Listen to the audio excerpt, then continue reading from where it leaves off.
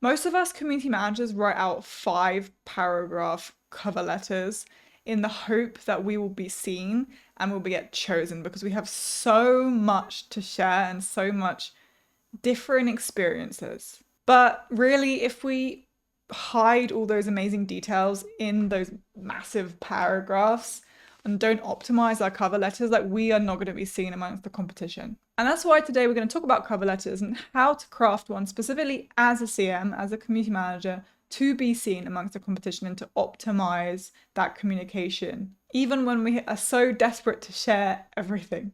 So before we go into that, yes, the reality is a lot of hiring managers don't actually read cover letters, and we can't do anything about that. We can't change that, so we can just push that aside. But as someone who has handled hundreds and hundreds of community manager applications, I read them, and even if someone doesn't and they request one, a company requests one, not having one can make you look pretty lazy. And we don't want to come across as lazy. So really a cover letter, specifically if they request one, is important. Whether they read every single word or they skim it, a cover letter is really your chance to come across as a human to them before they actually meet you.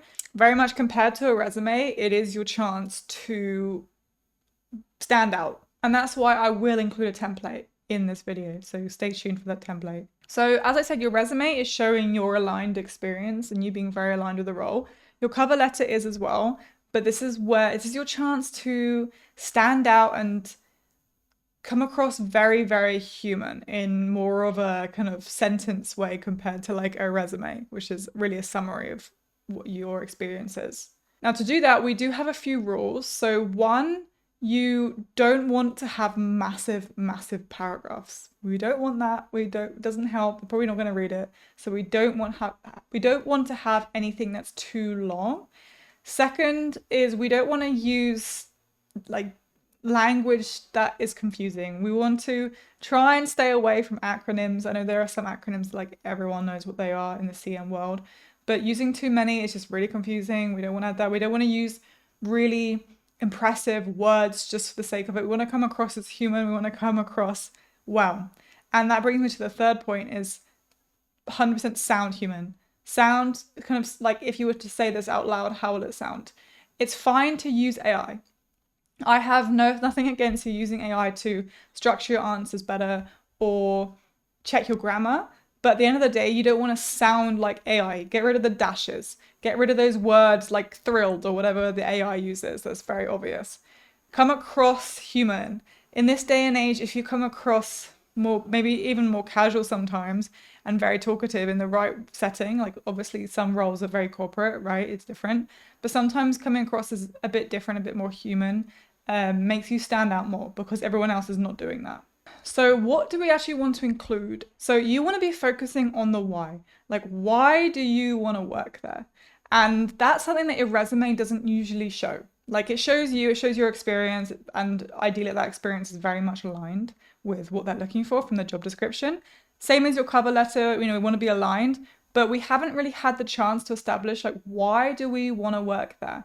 And that question, why, needs to be established anyway before you get an interview, when you get into an interview, because it's most likely they're going to ask that question. Like, why do you want to work here? But the why needs to connect back to them. It's very easy to come in as a why and sound very kind of selfish, like, why do you want to work here? Oh, because this would be great for my career, this, that, and the other. That's fine. That's probably totally valid. In fact, a lot of the time when you are applying to roles, you don't have a why apart from I need a job, right? But we're not going to let them know that sometimes roles actually, sometimes we do apply to roles and we have a very clear why. Like that could be anything from my experience is very much aligned, like you're asking for a community manager who has been in the coaching space and education, private education, right? And say like my experience is very aligned with that. So that's kind of why I want to work because I feel like I can make a massive impact. But other times the why can be a little bit different, a little more personal, or maybe a blend of two. So for example, maybe there's a role which is hiring for a community manager for a community where they specifically help people with some mental blocker or some experience that's affected people in a negative way. And maybe you yourself have actually had that experience. Therefore, you know that you can really connect with them, with the members, and really understand who they are, what they're going through, and really make a big impact. And you would love to work there. So there's two different ways to look at it. Sometimes they have blended, but again, we want to make sure that it's not 100% selfish. Like, it's fine to say, oh, I want to work here because I'm so aligned with your mission. Like, I myself has experienced that. That's not selfish, because you want to bring your experience and help others. But we don't want to say anything that's very like surface level, like, oh, I want to work here because the salary is great, or I want to work here because it's going to advance my career. Or we don't want to make it seem like you're not invested. We want to make you sound very invested and like you want to work here. Companies want someone to hire someone that really wants to work for them, not just generically anybody. So the template, the way you're going to structure your cover letter, obviously start with the all like details, contact details, hello, all that kind of stuff, but really like the part of the cover letter. So we're going to keep this very short. We're going to start with why, like why you connected with the role, why you want to work there. We're going to start with that.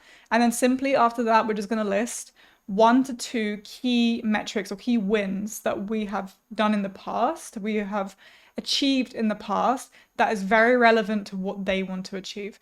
Now, I say 1 to 2, one really impactful one's always going to be the most impactful because they're going to see it there, like more likely it's not going to be hidden amongst text. So one really impactful one would be amazing. Like an example, again, if we bring back the coaching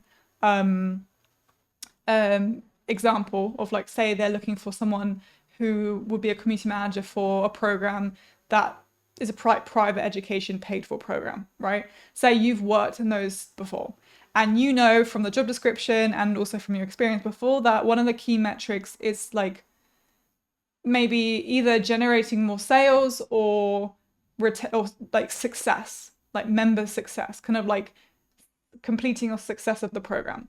So you could include like a key win, key metric that you drove and you actually created, whether that's an estimate of the metric. If you don't have one, that's fine. Estimates are fine. Or even if it's just not a metric, it's just a key win or just something that you really drove and brought value to. And that will really, really align with them because they can imagine like, oh my God, this person achieved this. So clearly they probably could achieve that for us. And that's highly relevant for us. So for the template, that's it. I think that's all you need to include. There's no right way to do this. That's just how I like to do it. I find the most impactful. It's not long. It comes across differently to the resume in the way you start with like why you like the role, why you want to work there.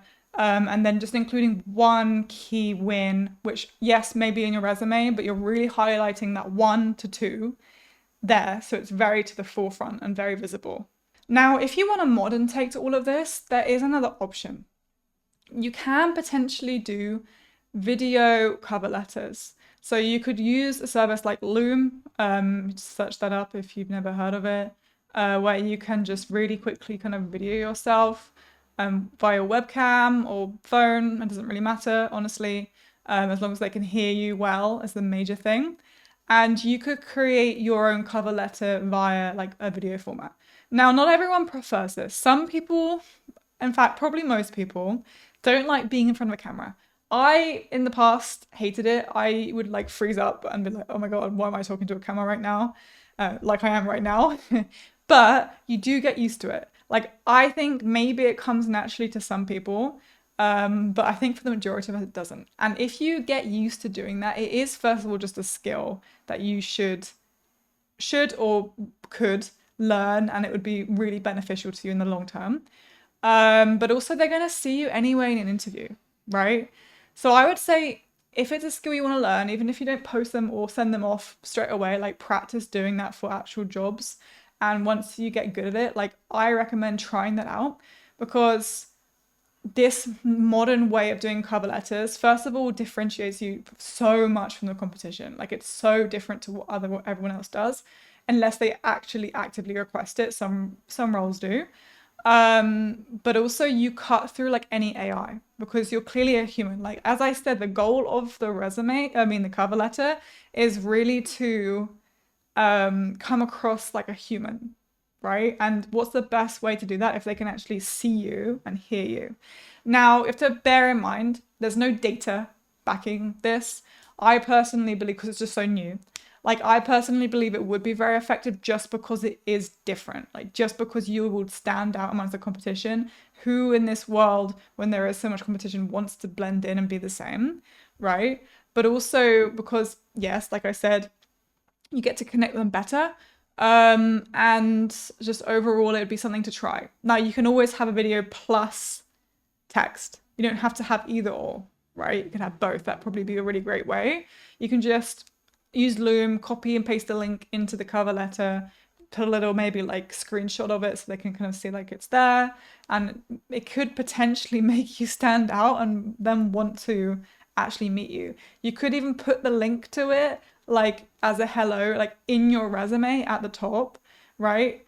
I think that'd be really cool, like meet me, type thing. But I again would do it for each role. I myself am very used to doing this, so it doesn't take me as long. Like it doesn't take me as long to talk to the camera as if like typing something out, because I prefer talking through things. And naturally, you're not going to sound like AI unless you read an AI script, which I don't recommend. Yes, you can put bullet points and like think about structure using the template, how you're going to do that, but you're not going to sound like AI because you're actively talking, right? Just bear in mind that if you are particularly really, really shy or they can't really hear you, or you're not presenting yourself very well, it could potentially lead to it hurting your application. But at the end of the day, they're going to meet you anyway. Like they're going to meet you in an interview. And if those skills in the interview are not working, like you're not optimized there, then you're going to hurt your chances anyway. So it's a skill in itself that you need to build up either way. So if you want to find out why you're not getting your community manager role at the moment, as always, I have the free quiz directly in the description for you just to click on, find out, it's very short, why you're not finding these roles, not getting these roles at the moment. And don't forget, cover letter, do it, stand out,